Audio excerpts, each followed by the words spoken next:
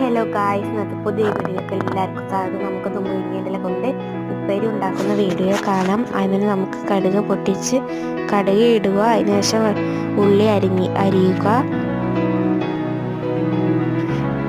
പിന്നെ അരിഞ്ഞു വെച്ച ഉള്ളി ചട്ടിയിലേക്ക് ഇട്ട് കൊടുത്തതിന് ശേഷം നന്നായി ഇളക്കുക. കുറച്ച് വാടി വരുമ്പോൾ തന്നെ മുരിങ്ങയില ഇടണം കേട്ടോ. ലോങ് ഫ്ലെയിമിൽ വേണം ചട്ടി വെക്കാൻ.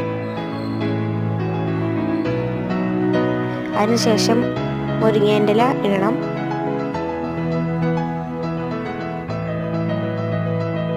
മുരിങ്ങയില ഇടാൻ സമയമായിട്ടില്ല. കുറച്ച് നേരം കൂടി ഇളക്കിയതിന് ശേഷം മുരിങ്ങയില ഇടാം. മുരിങ്ങയില ഇട്ടതിന് ശേഷം നന്നായി ഇളക്കുക. ഇപ്പോഴാണ് ഉപ്പിടേണ്ടത്. ഇപ്പോൾ സ്പീഡ് കൂട്ടി വെക്കുക. ഇത്തവണ ലോങ് ഫ്ലെയിമിലായിരുന്നു വെച്ചിരുന്നത്. നല്ല സ്പീഡിൽ വെക്കുക. അതിനുശേഷം ഉപ്പിട്ടതിന് ശേഷം നന്നായി ഇളക്കുക. അതിനുശേഷം നമ്മൾ മുട്ട പൊട്ടിച്ച് വയ്ക്കുക. ഇട്ട് ഇളക്കുക. കുരുമുളക് പൊടി ഇടണം.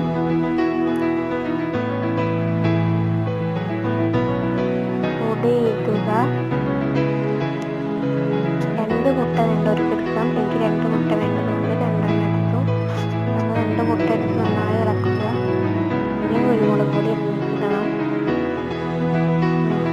ഇട്ടിട്ടുണ്ട്. നന്നായി ഇളക്കുക. ഇതായിട്ടോ ഇന്നത്തെ ഡിഷ്. ഇഷ്ടപ്പെട്ടാൽ ലൈക്ക്, ഷെയർ, സബ്സ്ക്രൈബ് ചെയ്യണം. നന്നായി ഇളക്കുക.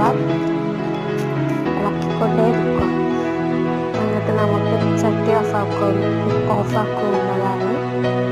നിങ്ങൾക്ക് വേണമെങ്കിൽ കുറച്ചുകൂടി ഇലയും മുട്ടയും ഇട്ടുണ്ടാക്കുന്നതാണ്. എനിക്ക് മാത്രമായതുകൊണ്ടാണ് ഇത് ഉണ്ടാക്കിയത്.